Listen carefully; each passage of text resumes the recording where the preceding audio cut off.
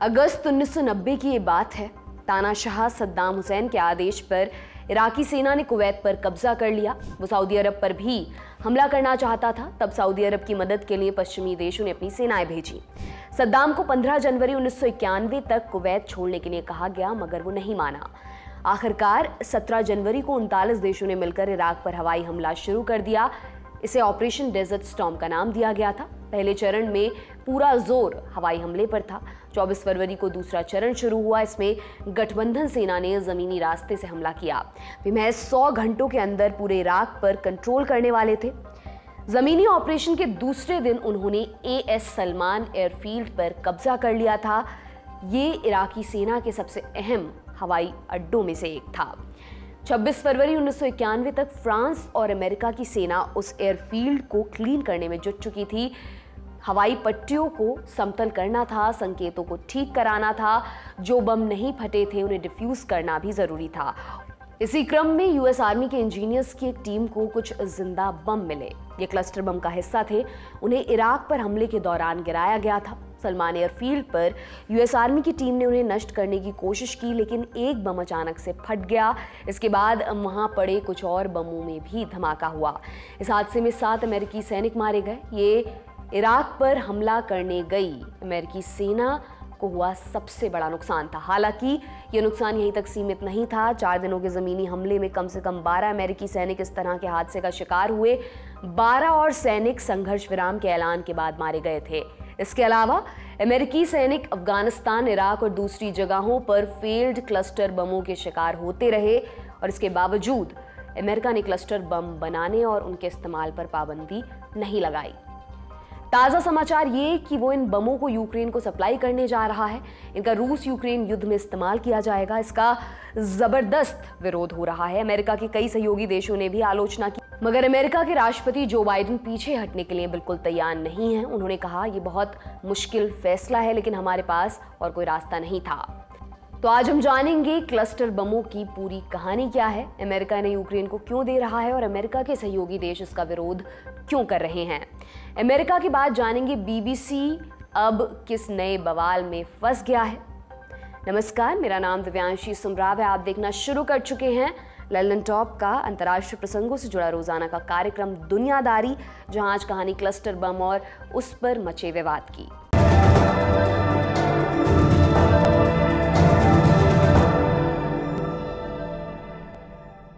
पहले जान लेते हैं कि क्लस्टर बम होते क्या हैं। क्लस्टर का हिंदी में मतलब होता है गुच्छा या समूह, यानी इसे छोटे छोटे बमों का गुच्छा भी कह सकते हैं।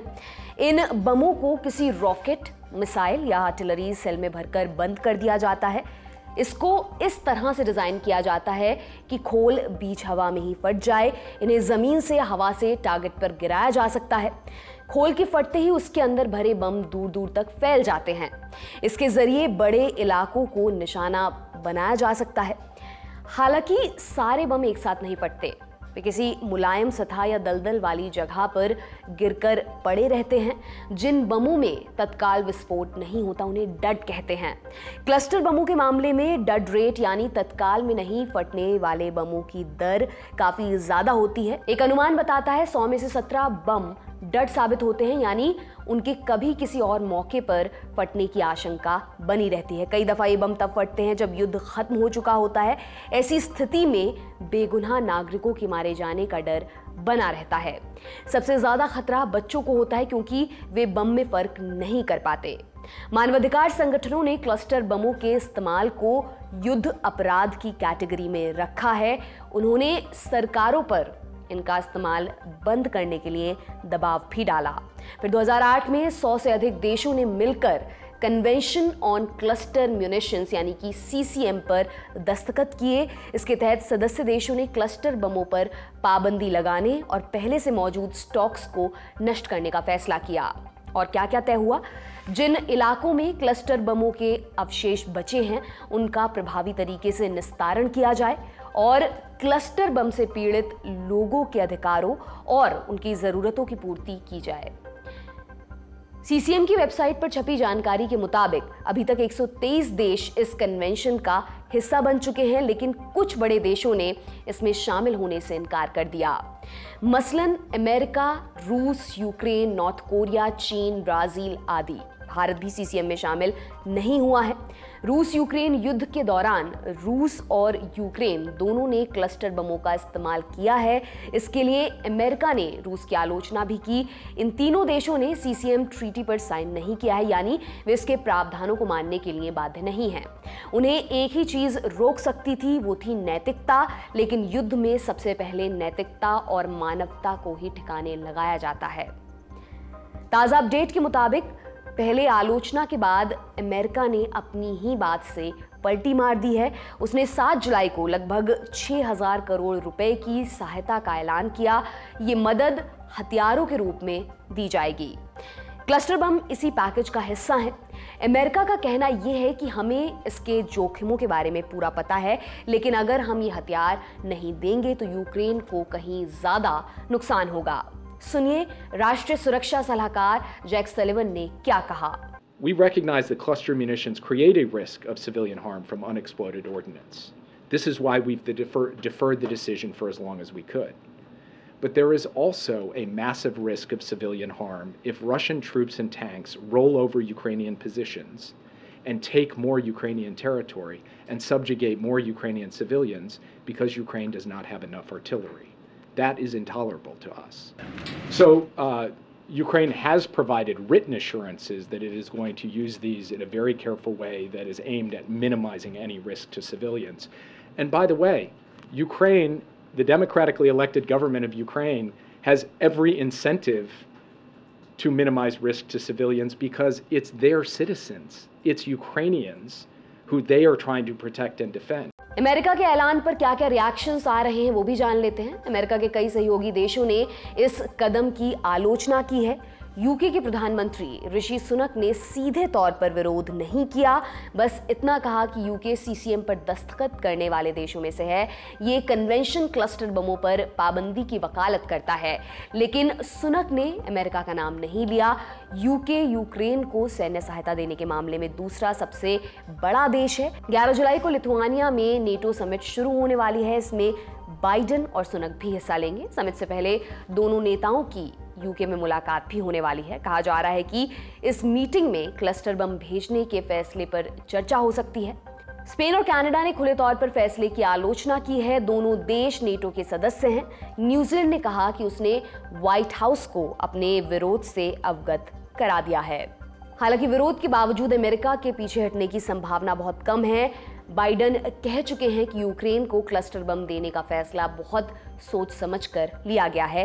ये मुश्किल फैसला था, लेकिन समय की मांग यही थी। यूक्रेन ने क्या कहा? राष्ट्रपति वोलोदिमीर ज़ेलेंस्की ने अमेरिका को थैंक यू बोला है।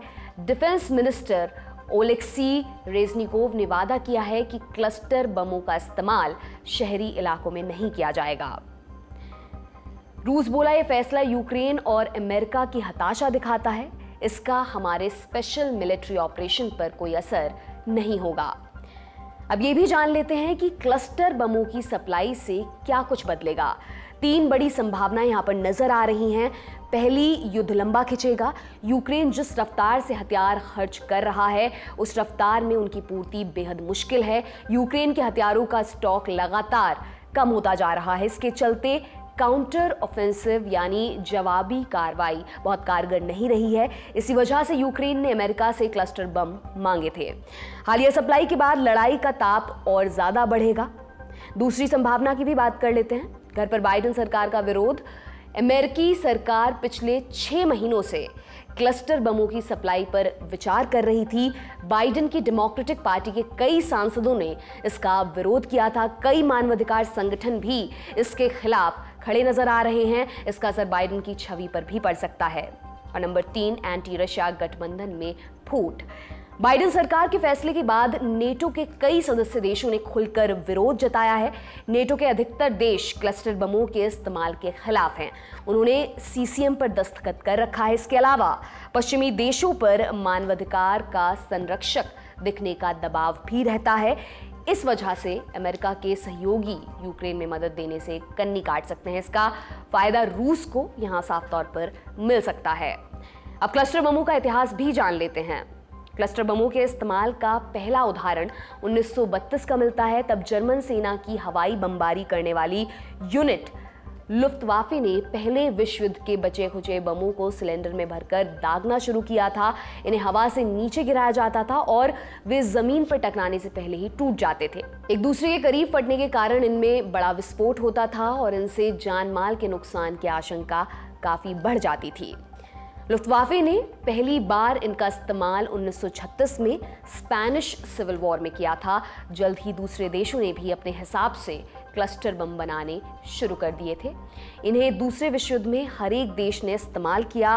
न्यूयॉर्क टाइम्स की एक रिपोर्ट के मुताबिक मार्च 1945 में एक दिन में अमेरिका की क्लस्टर बमों की बमबारी में लगभग 1 लाख लोग मारे गए थे।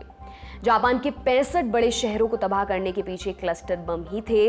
1950 के दशक में कोरियन वॉर के दौरान नॉर्थ कोरिया के सप्लाई रूट्स को तबाह करने के लिए अमेरिका ने क्लस्टर बम गिराए।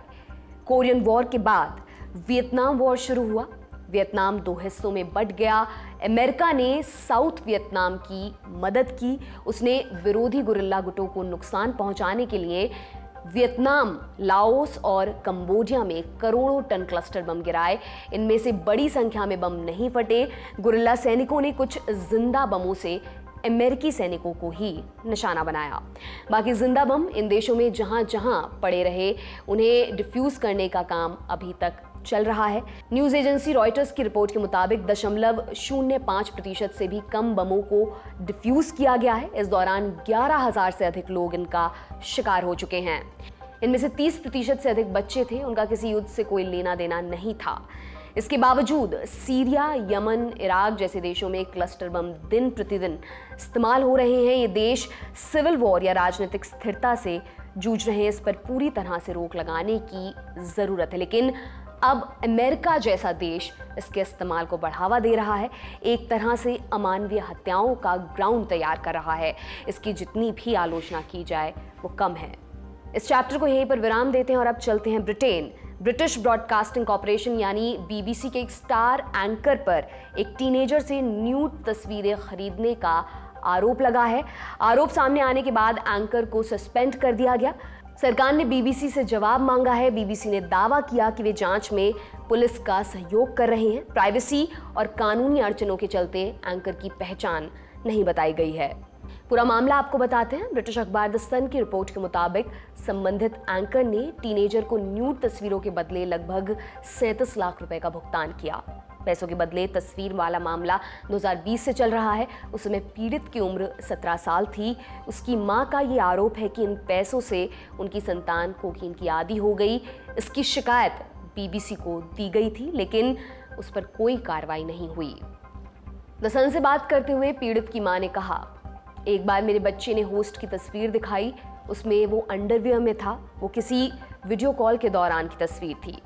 मैं ये सब देखकर चौंक गई क्योंकि मैं उसे टीवी पर देखा करती थी। इन सब हरकतों के दौरान उसने कभी भी अपनी पहचान नहीं छिपाई। यहाँ तक कि वो काम के दौरान भी अपनी तस्वीर भेजा करता था। इस मामले में कानून क्या कहता है? ब्रिटेन में सेक्सुअल कंसेंट यानी सेक्स के लिए सहमति की उम्र 16 साल है। इस केस में पीड़ित की उम्र 17 साल थी, लेकिन एक और कानून के मुताबिक 18 साल से कम उम्र के किसी भी व्यक्ति की अश्लील तस्वीर खींचना या अपने पास रखना अपराध की श्रेणी में आता है। इसके लिए अधिकतम 10 बरस तक की सजा हो सकती है। अगर तस्वीर सामने वाले की सहमति से ली गई फिर भी इसे अपराध ही माना जाएगा। 18 साल से कम उम्र के किसी व्यक्ति को अश्लील तस्वीरें भेजने के लिए उकसाने को भी अपराध की श्रेणी में ही रखा गया है। इस अपराध में अधिकतम 14 बरस तक की सजा का प्रावधान है। इस मामले में ताज़ा अपडेट क्या है? द सन की रिपोर्ट छपने के बाद ब्रिटेन में हंगामा हुआ। बीबीसी और ब्रिटेन की सरकार की तरफ से बयान आए, लेकिन इसी बीच अखबार ने एक और खुलासा भी किया। नई रिपोर्ट में दावा किया गया है कि संबंधित एंकर ने टीनेजर और उसकी मां को फोन कर जांच रुकवाने के लिए कहा है। इस मामले पर बीबीसी का क्या कहना है? बीबीसी ने फिलहाल उस एंकर को सस्पेंड कर दिया है, लेकिन उसकी पहचान उजागर नहीं की है। सोशल मीडिया पर लोग कयास लगा रहे हैं, इस वजह से कंफ्यूजन पैदा हो रहा है। इसी के चलते कई मशहूर एंकर अपना बचाव कर रहे हैं। बीबीसी पर एंकर का नाम उजागर करने का दबाव भी बढ़ रहा है। बीबीसी ने अपने एक बयान में कहा, हम हर आरोप को बहुत गंभीरता से लेते हैं और हमारे पास उनके निपटारे के लिए पूरी व्यवस्था है। हम पुष्टि कर रहे हैं कि स्टाफ के एक पुरुष सदस्य को निलंबित कर दिया गया है। ब्रिटेन की कल्चर मिनिस्टर लूसी फ्रेजर ने मामले पर बीबीसी के महानिदेशक टिम डेवी से बात की है। जस्टिस मिनिस्टर ने कहा कि बीबीसी को अपने अंदर झांकने की जरूरत है। ब्रिटेन की विपक्षी लेबर पार्टी ने भी इस मामले पर चिंता जाहिर की है। इस मामले पर हमारी नज़र बनी हुई है। मामले से जुड़ी अपडेट्स आपको लल्लन टॉप पर मिलती रहेंगी। फिलहाल आपको मिलेगी एक ज़रूरी सूचना। बंगाल में चुनाव की आड़ में कौन गिरा रहा है लाशें? राज्य की पुलिस क्या नाकाफी है? क्या पंचायत चुनाव की हिंसा इतनी विराट है कि राज्य में केंद्रीय बलों की तैनाती करनी पड़े? क्या पार्टियां अपने नेताओं और कार्यकर्ताओं की निर्मम हत्याओं के लिए दोषी हैं? देखिए बंगाल हिंसा पर हमारी फाइनल रिपोर्ट 11 जुलाई शाम 6 बजे सिर्फ लल्लन टॉप पर। आज का दुनियादारी इतना ही। कल फिर आपसे मुलाकात होगी, इसी उम्मीद के साथ मैं विदा लेती हूँ। शुक्रिया, शुभ रात्रि।